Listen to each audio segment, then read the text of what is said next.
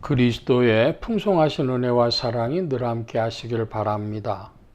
오늘 이 아침에는 시편 제79편 1절로 13절까지의 말씀, 생명의 삶 큐티 6월 25일자 말씀입니다. 79편 1절입니다. 하나님이여, 이방 나라들이 주의 기업의 땅에 들어와서 주의 성전을 더럽히고 예루살렘이 돌무더기가 되게 하였나이다. 그들이 주의 종들의 시체를 공중의 새에게 밥으로 주의 성도들의 육체를 땅의 짐승에게 주며 그들의 피를 예루살렘 사방에 물같이 흘렸으나 그들을 매장하는 자가 없었나이다.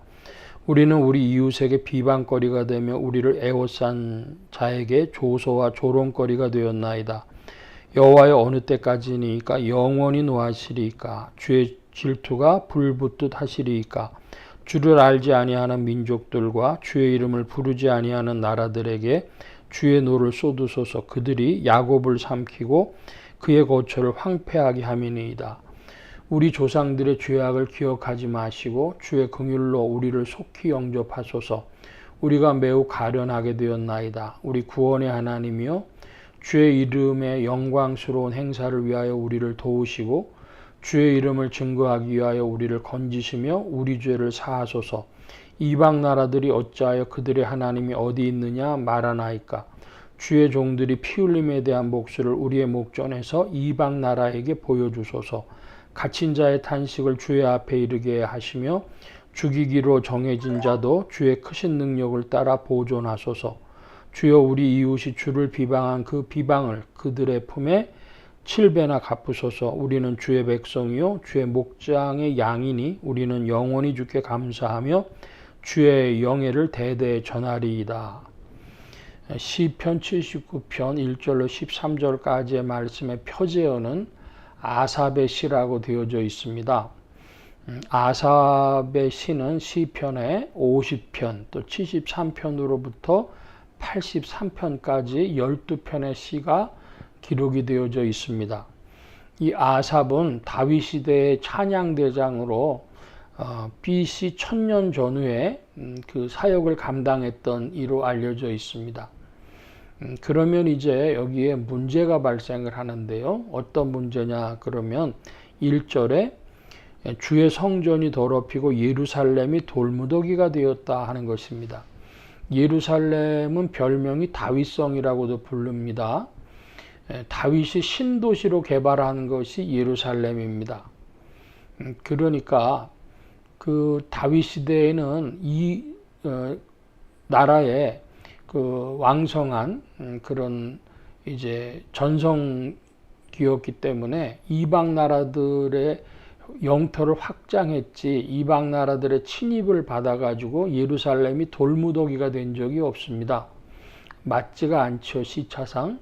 그러면 두 가지로 해석을 할 수 있는데 아삽의 시가 아니고 다른 사람의 시다 이렇게 표현하거나, 그렇지 않으면 이 예루살렘 돌무더기가 되었다는 이 부분이 뭔가 잘못되었다 이렇게 얘기를 해야 됩니다. 그런데 그 둘 중에 하나를 고르라면 1절로부터 13절까지의 말씀은 이스라엘이 어려움에 처했을 때를 주제로 하고 있으니까 아삽의 시라고 하는 표제어가 빠져야 맞죠. 제가 지금 이 말씀을 드리는 이유가 이것입니다. 여러분은 성경을 보시면서 성경이 좀 잘못됐다든지 이게 확실히 맞느냐, 그런 문제의식을 가지고 성경을 보시는가 하는 것입니다. 그것은 한국 기독교인에게는 거의 불가능한 일입니다. 1.1획도 가감이 없는 성경이란 얘기를 듣고 신앙생활을 하는 이들이기 때문에 뭐 그런 토다는 얘기는 할 수가 없죠. 그러니까 그런 사람의 가지고 있는 이성 혹은 학문 혹은 상식을 가지고 접근을 하는 것이 차단되어진다면 그 신앙은 정상적일 수가 없을 겁니다. 다시 이제 1절 문제로 돌아가서 예루살렘이 돌무더기가 된 게 언제냐? 그러면은 바벨론에 이제 의해서 멸망당한 때이죠. 그렇다면 이것은 바벨론 이후 시대 언젠가로 보아야 될 것이고, 그렇다면 아삽이라는 이야기가 빠지는 게 맞지 않느냐 해야 되겠죠. 여러분, 그러면 성경이 거짓말책이냐? 또 이런 얘기가 나와요. 그러니까 성경을 어떻게 봐야 될 것이냐? 아주 근본적인 질문을 해야 되는데, 성경은 계시의 책입니다. 하나님의 뜻이 우리에게 나타났다.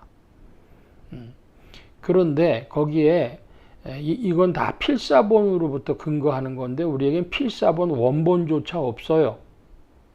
지구상에 필사본 원본조차 없고, 사본들, 복사본, 필사해서 내려온 그 사본들이 있고, AD 16세기경 되어져서야 인쇄본으로 성경이 널리 알려지게 된 것이죠.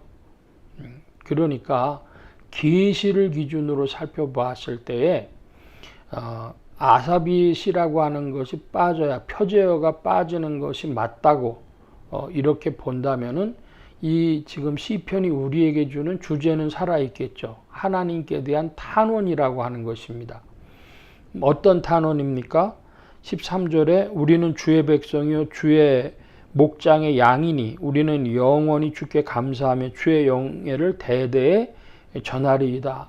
하나님, 주의 이름을 높이도록 우리를 돌봐 주십시오 하는 그 탄원의 심정은 그대로 살아있는 것이죠. 그리고 바로 이 질문은 오늘 이 지상에서 그리스도인 예수 그리스도로 말미암아 성경을 알았고 보고 있는 우리는 우리의 삶 속에서도 이런 탄원의 시대가 있을 수 있다는 것이죠. 그럴지라도 하나님은 하나님의 경륜 가운데 오늘도 살아 역사하시고, 주님의 역사가 끊어지지 않았다, 계속되고 있다, 성령님은 역사하신다. 우리가 이것을 믿을 때에 계시와 믿음이라고 하는 것으로 성경을 볼 때는 성경은 우리에게 계속해서 말씀하고 있는 것입니다.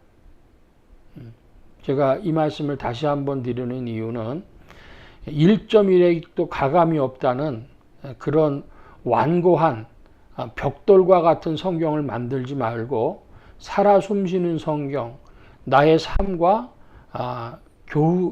소통되어지는, 커뮤니케이션하는 성경, 그래서 그 계시가 살아나는, 주님의 뜻이 살아나는 성경 읽기를 해야 된다는 것이고, 실은 여기에 참된 믿음이 있습니다.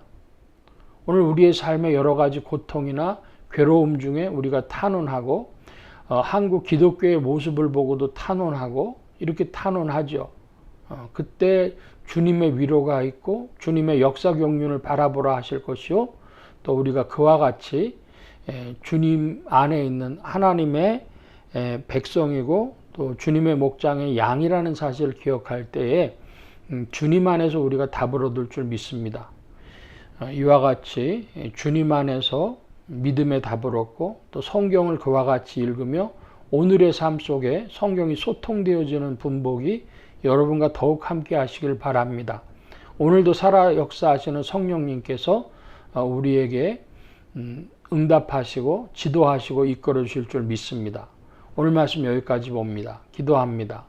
만복의 근원 되신 주님 함께해 주셔서 오늘도 성경에 주의 밝은 빛을 비춰주시고 우리의 삶 속에서 주님의 음성을 들으며 주님과 교통하며 탄원하며 주의 은혜를 힘입고 그리스도 예수 안에서 전진하는 발걸음들이 되어지도록 온 교회와 성도들 속에 역사하시고 예수 소망교회와 온 성도들 속에 역사하시며 주와 함께 전진케 하여 주옵소서. 우리에게 믿음 더하여 주시고 주님의 지혜로 더욱 풍성케 하여 주시기를 구하며 감사하며 의지하올 때 예수 그리스도의 이름으로 기도하옵나이다. 아멘.